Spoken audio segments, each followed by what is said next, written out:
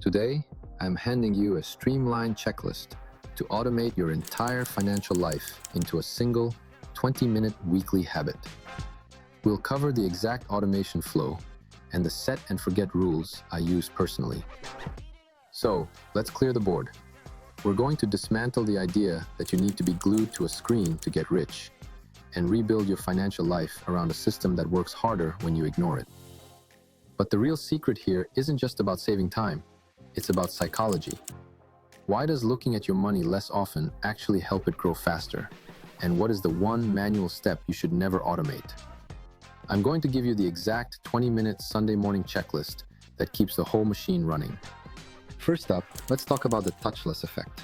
This is the hardest part for most of us to grasp because it goes against everything we've been taught. In pretty much everything else in life, trying harder means getting better results. You want to get fit? You hit the gym 5 days a week instead of 2. Want to learn Spanish?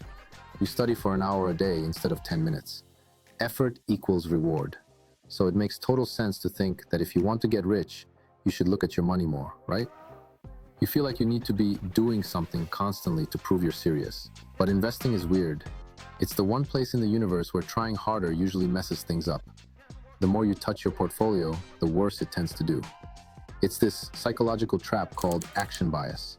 We just feel better doing something, even if it's dumb, rather than sitting on our hands and waiting.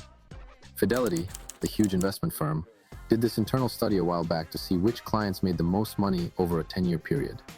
They looked at the data to find the perfect investor profile. Guess who won? Not the day traders who watch CNBC all day. Not the experts with the fancy degrees. The best accounts belong to people who literally forgot they had an account. Or they were dead. Seriously, I'm not joking. The dead strategy beat the active strategy. Why? Because dead people don't panic when the news gets scary. They don't sell everything at the bottom because they have a gut feeling that the world is ending. They don't chase the latest hype stock just because their neighbor bought it. They just hold. They let the math work. The problem is, you're alive. And because you're alive, you have emotions. You have anxiety. Every time you log in to check things, you aren't managing risk. You're just opening the door for mistakes.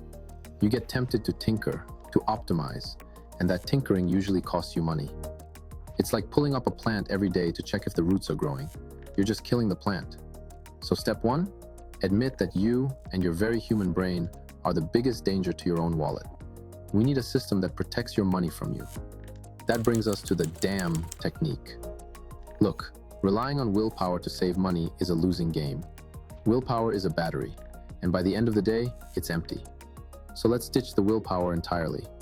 We need to treat your income like a river and build a dam right at the source, before you even get a chance to drink from it. Most folks do it backwards. I call it the leftover method.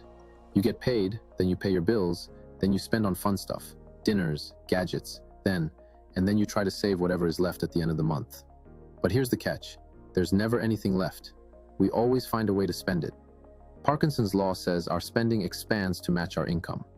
If the money is there, we will find a reason to use it. So we're going to flip the script. You set this up once with your bank. It takes like an hour, tops, and then you can forget about it forever.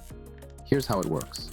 As soon as your paycheck hits your account, I'm talking the morning of, an automatic transfer immediately moves your investment money to a separate brokerage account. Boom, gone. It happens the same day.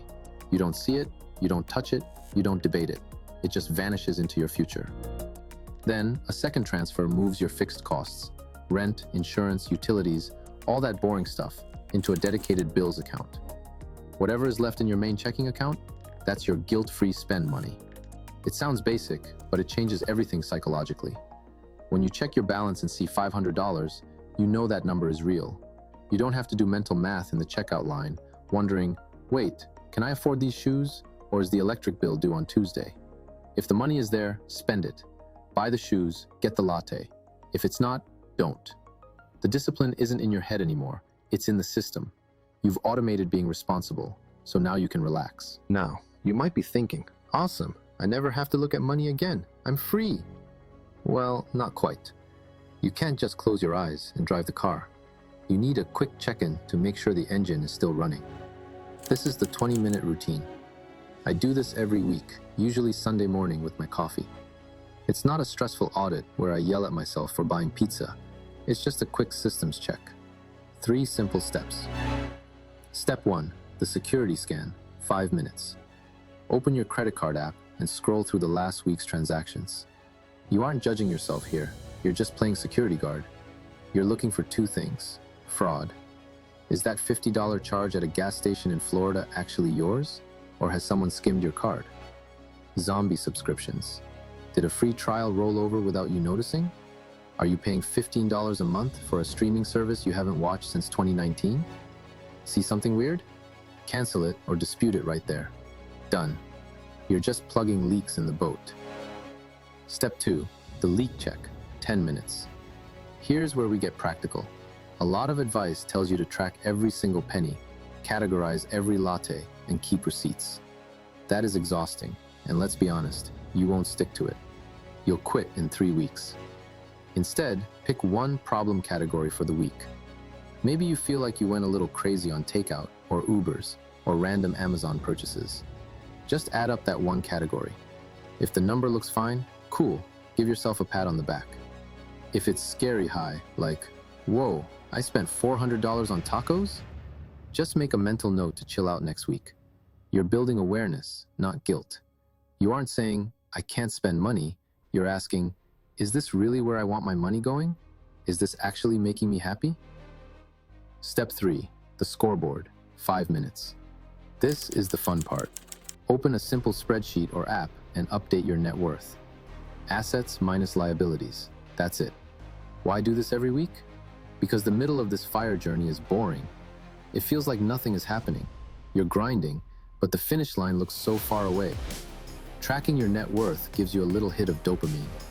You see the debt go down by $100, or the investments go up by $500.